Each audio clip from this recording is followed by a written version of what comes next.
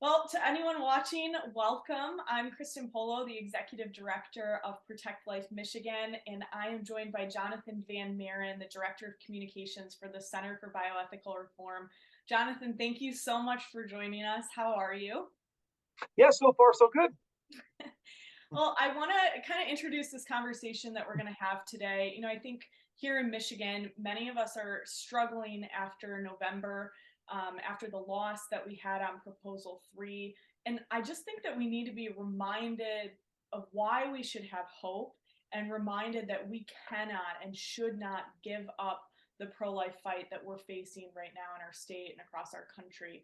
So I've invited Jonathon here today because he has a valuable perspective in regard to these two things. He shared this recently at a fundraiser that we did in Lansing, and people left feeling so encouraged, including me, hearing the evidence for why we should have the hope that we have and why, in the face of injustice, we actually need to double down, certainly not give up on victims of injustice. And so, Jonathon has worked alongside my organization, Protect Life Michigan, for many years. They Canadian Center for Bioethical Reform does great work up in Canada to change the public's opinion on abortion, to expose the violence and injustice of abortion, and to change public opinion.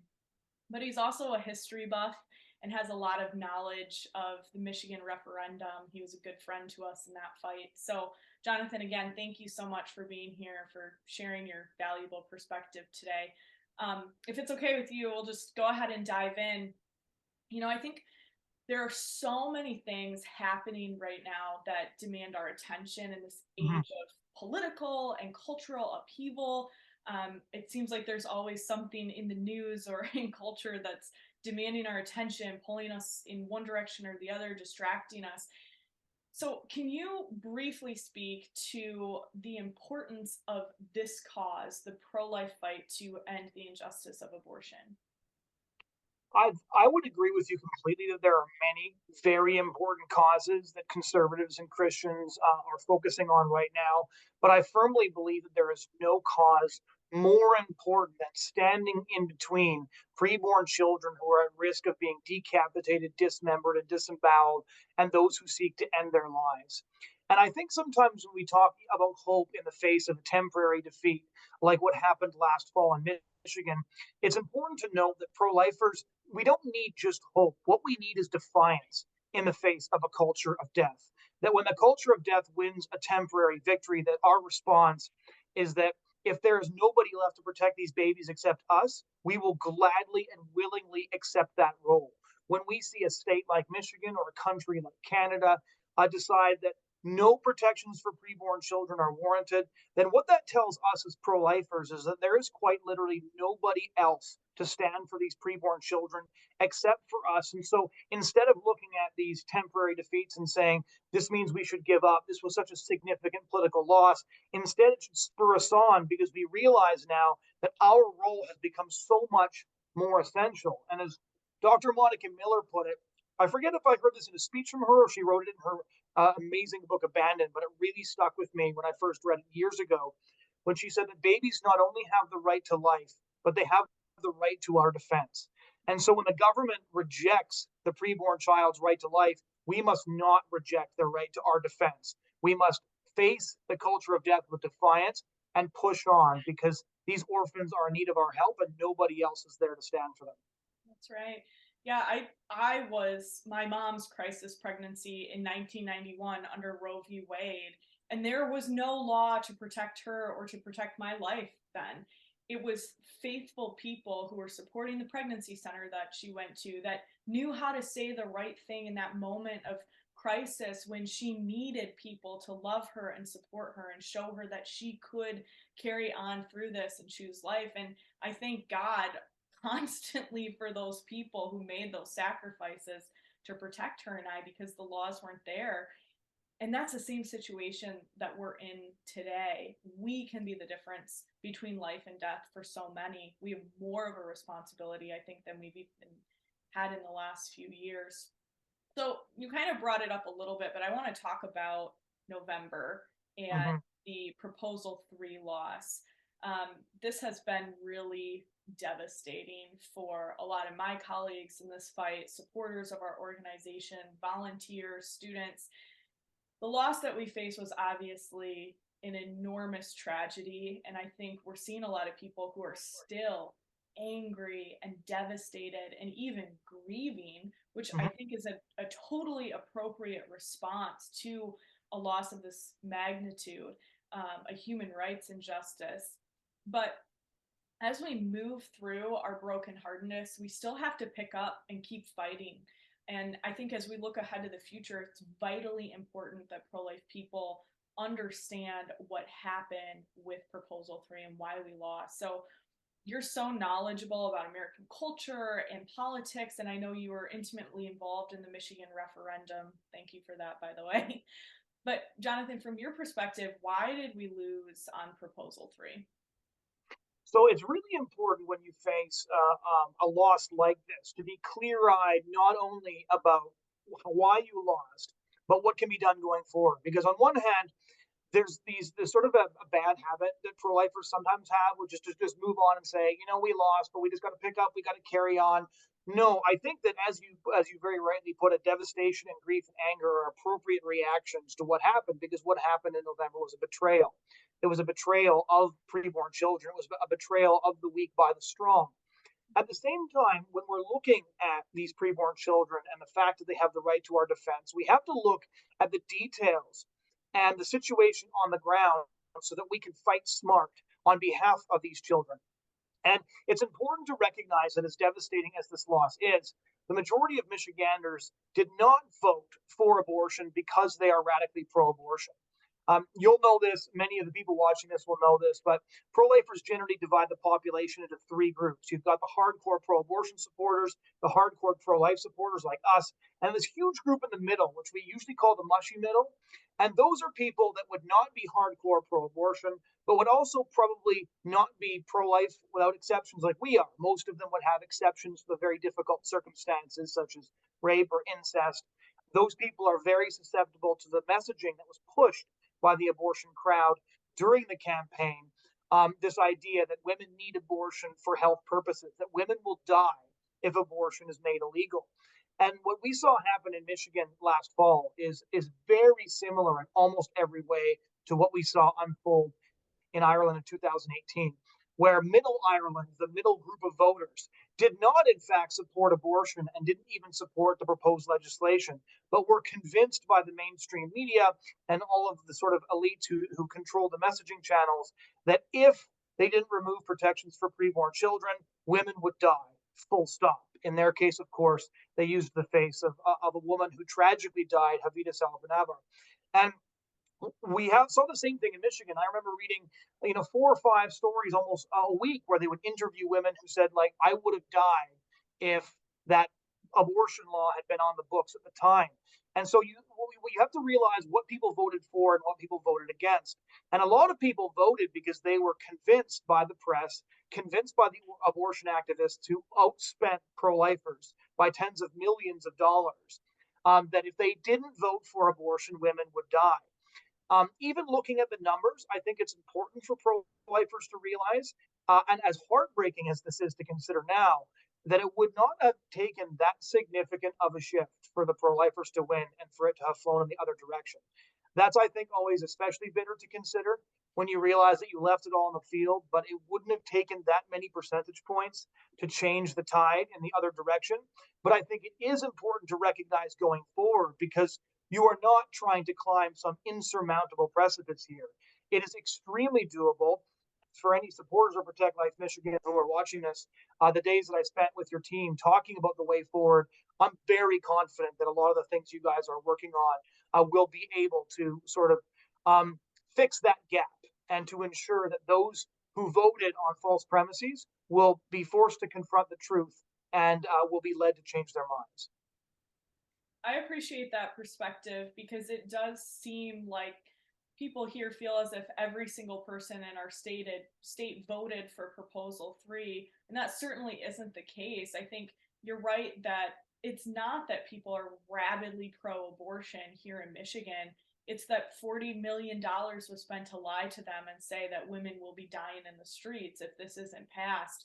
In fact, they put me up in debates during Proposal 3 against proponents of this amendment who were saying I was someone who had an ectopic pregnancy and I would be dead if it weren't for pro choice laws, which is so far from the truth. And I think it's either disingenuous or an enormous disservice to women out there who are Yeah. facing these situations. God forbid they're in states where abortion's illegal and they think that they can't get life saving medical care. Yep. The extent of this is so far reaching, and it had an enormous impact in Michigan. I do think it's the reason that we lost, but it is important for us to remember that every person isn't against us. I personally knocked 1,500 doors against Proposal 3, and I would ask people if they're pro-life or pro-choice, and almost everyone would say, I'm pro-choice. I believe abortion should be legal to save a woman's life. That was their response. That was why they were voting Yeah. yes on Proposal 3, which is really interesting because we would both say women should be able to get the life saving medical care that Hmm. they need, right? So, looking forward, I think that because in Michigan, many of the powerful pro life organizations in our state had been anticipating that this fight would come after Roe v. Wade. We've been talking about it for decades as kind of the end game battle, if you will.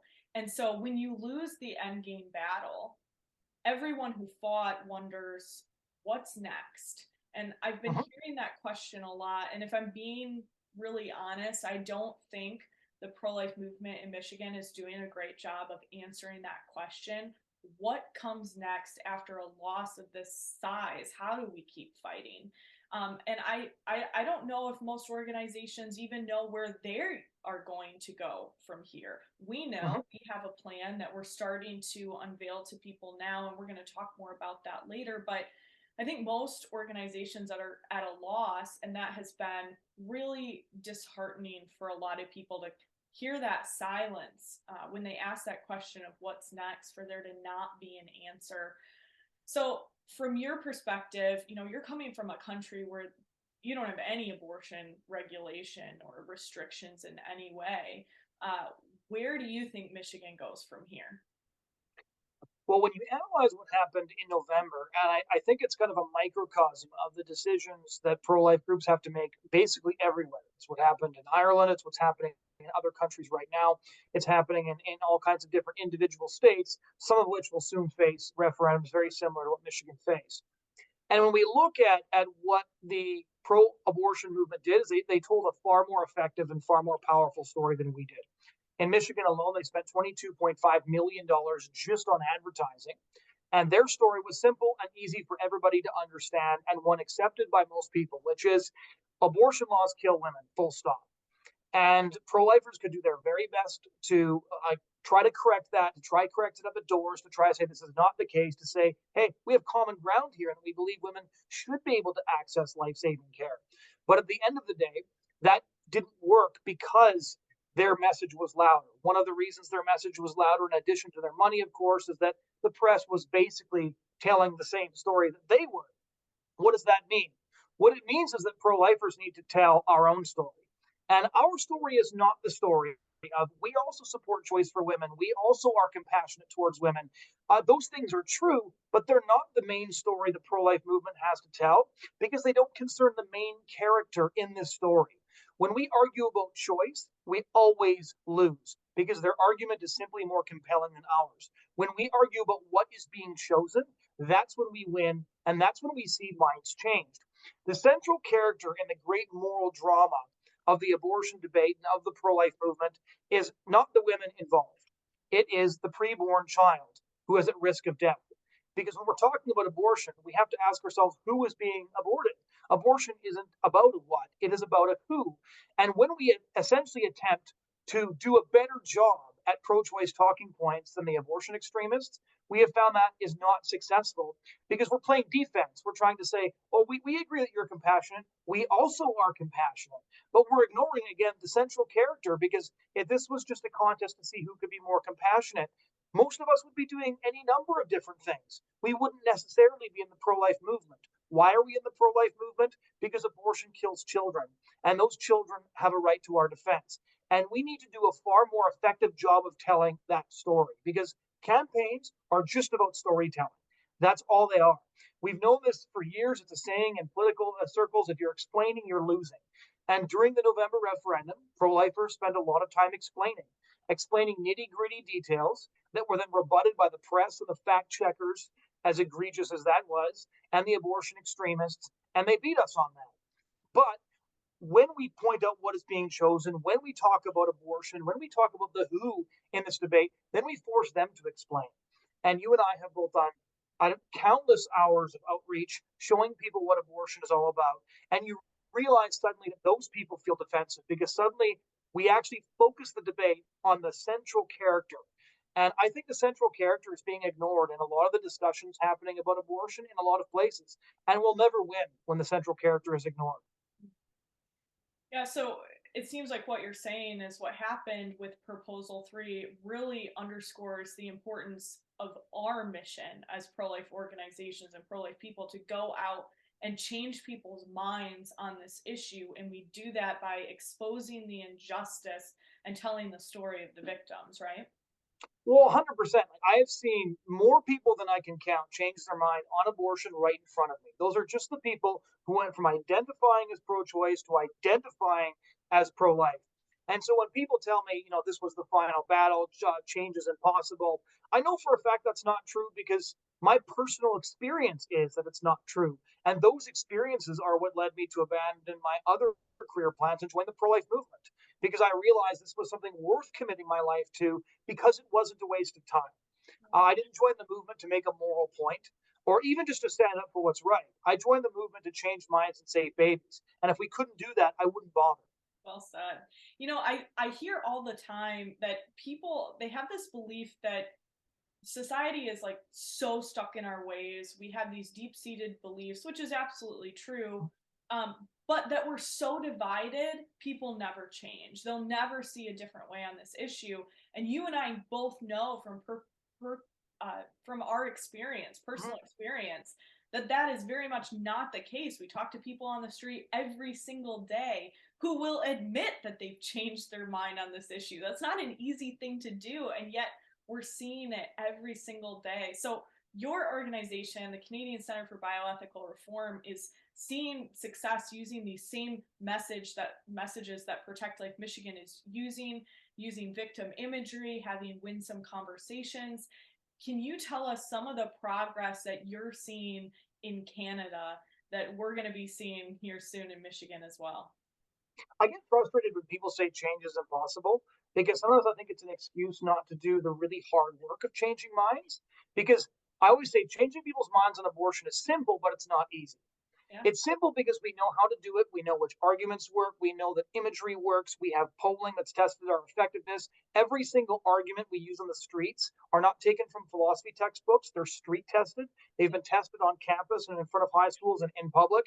And so those who say it can't be done shouldn't interrupt those who are doing it because we see change all the time. And every single mind we see changed is another hairline crack in the pro abortion consensus. Right. And so every single project at CCBR is guided by our overarching principle of effectiveness, which I know that you guys share.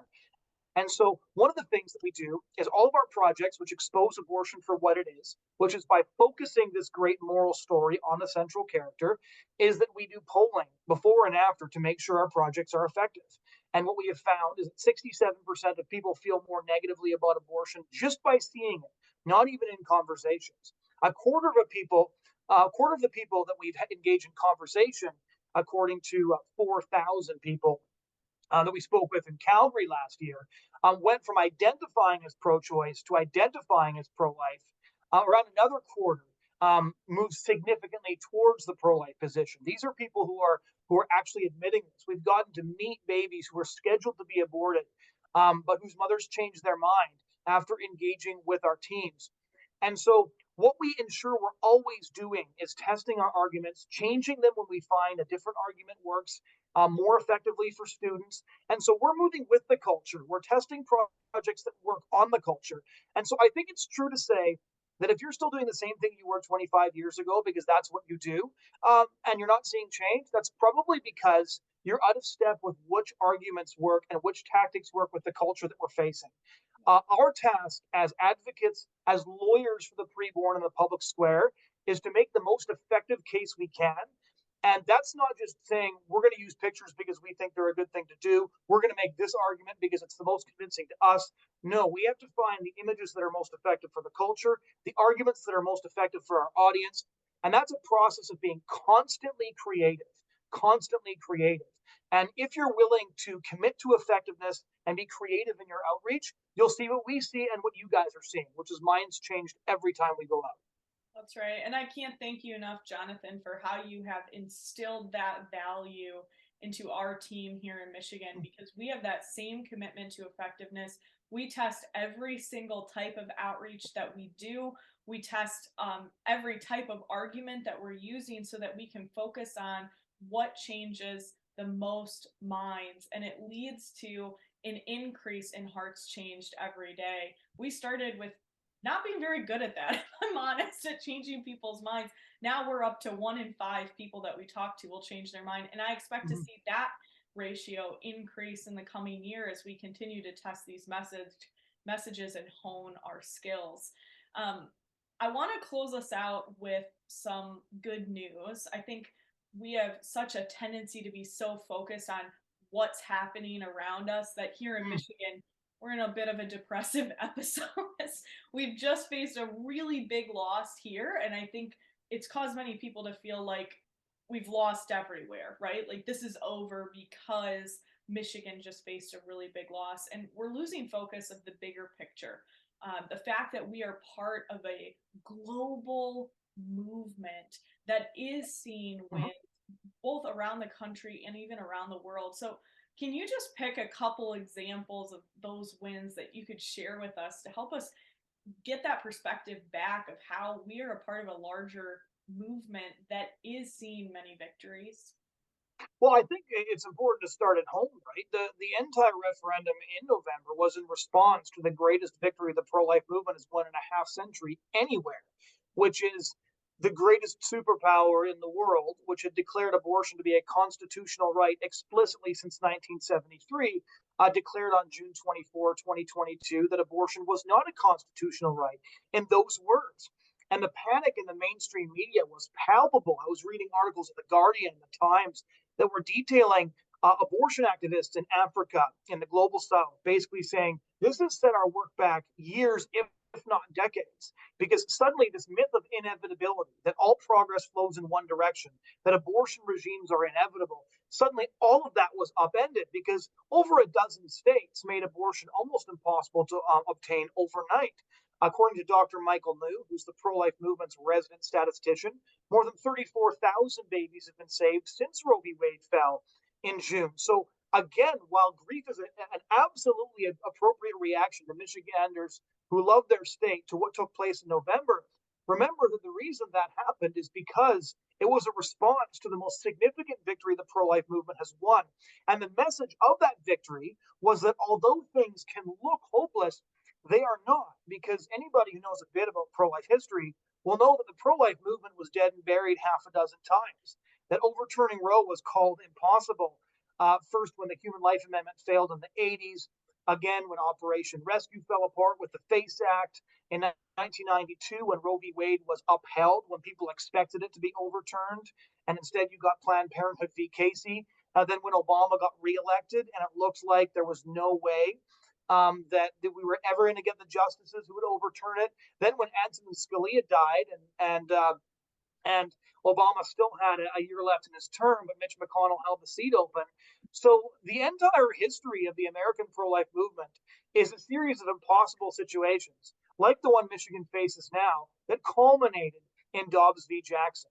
And so I think that very recent history tells us that although this is devastating and that it's appropriate to grieve over this, that despair is not simply unstrategic. I think it's historically unwarranted. I think that it's ahistorical to look back at this and say, oh, there's nothing that we can do. But if you look around the world too, I think it's important to examine our losses because only by analyzing our losses can we plan looking forward. But I also think that there's a lot of wins on our side of the scoreboard too, right? You have Guatemala that's been fending off legal abortion, and the president of Guatemala recently declared itself a pro-life country. Malta has been staving off legal abortion now for months, despite a bill being in the offing. And President George Vela told me in an interview he'd resign the presidency rather than sign abortion legalization. Dominican Republic just recently fended it off. Chile voted by 62% to reject a pro-abortion constitution. Over 3 million people turned out in Argentina for one of their biggest pro-life days of action. Honduras, in response to Argentina's legalization, passed what they call the Shield Against Abortion law, which basically makes it almost politically impossible to ever legalize abortion. And so there's two ways we can look at this. I think that it's proper to look at where we've lost, analyze what happened, and where we go from here. I was on a speaking tour in Ireland for a couple of weeks last fall, and that's precisely what we did. It's also important to notice that when we chalk up the scoreboard, it's not all losses.